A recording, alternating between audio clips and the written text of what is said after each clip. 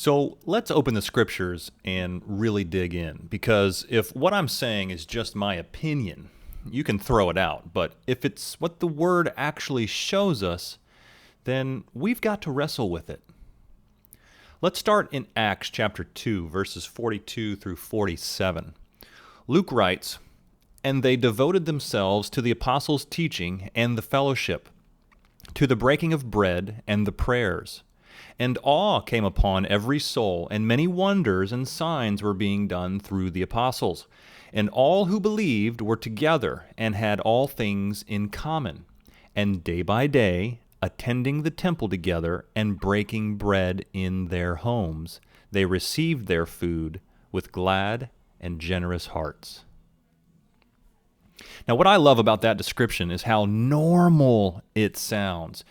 Teaching, fellowship, breaking bread, prayer, nothing flashy, nothing you'd put on a marketing flyer, but look at the effect. Verse 47 says they had, quote, favor with all the people, and the Lord added to their number day by day those who were being saved. So, in other words, the fruit came out of their simplicity, not from a program, not from lights and fog machines, but from the reality of their life together. Now jump with me over to 1 Corinthians chapter 11. This is probably the most quoted chapter when it comes to the Lord's Supper. Most of us have heard these words, "Do this in remembrance of me." But here's the part that often gets left out, the context. Paul is rebuking the Corinthians here, not because they were eating a full meal, but because they were eating selfishly. Verse 21 says, "For in eating, each one goes ahead with his own meal. One goes hungry, another gets drunk." You see, the issue wasn't that it was a meal. The issue was that it had lost its heart. The rich were ignoring the poor, people weren't waiting for each other, and the whole thing had turned into division. So Paul's solution wasn't cancel the meal and shrink it down to a token and a sip. No, his solution was discern the body. Remember the Lord. Wait for one another. In other words, restore the fellowship, restore the unity. And then over in 1 Corinthians chapter 14, verse 26, Paul drops what I think is one of the most radical, but also most overlooked instructions in the whole New Testament.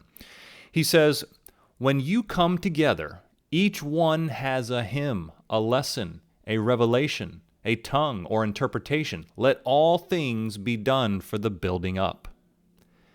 Each one has. Did you hear that?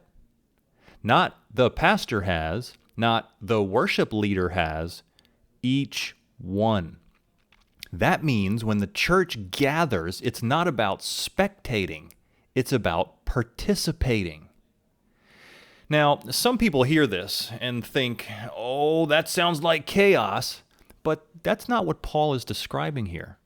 Because just 10 verses later, he says, all things should be done decently and in order. So it's not a free-for-all. It's structured participation. It's the orchestra, not the one-man band. Now, Ephesians chapter 3, verse 10 pulls the camera back and shows us the big picture. Paul says, "So that through the church the manifold wisdom of God might now be made known to the rulers and authorities in the heavenly places."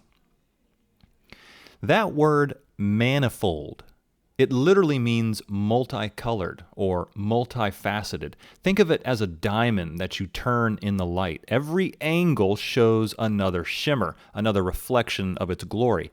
That's what the church is supposed to display. But you don't get that from one man's angle.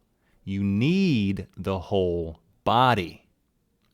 That's why Paul warns in 1 Thessalonians chapter 5, verse 19, "Do not quench the spirit. Do not despise prophecies, but test everything. Hold fast what is good."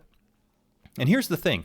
We often think quenching the spirit means running wild or getting emotional, but I think in our time we've quenched him not with noise, but with silence. We've quenched him by telling most of the body to just sit down and watch. We've quenched him by reducing the Spirit's voice to one microphone instead of letting him work through the gifts he's distributed across the room. And when you step back, all of these passages, Acts chapter 2, 1 Corinthians 11 and 14, Ephesians 3, 1 Thessalonians 5, they all point to the same thing. Gatherings weren't designed to showcase one man. They were designed to reveal Christ through his whole body. So the question is, if that's the foundation, how do we actually live it out? I mean, how do we make sure we're coming ready, not just showing up empty? Well, that's where we're heading next.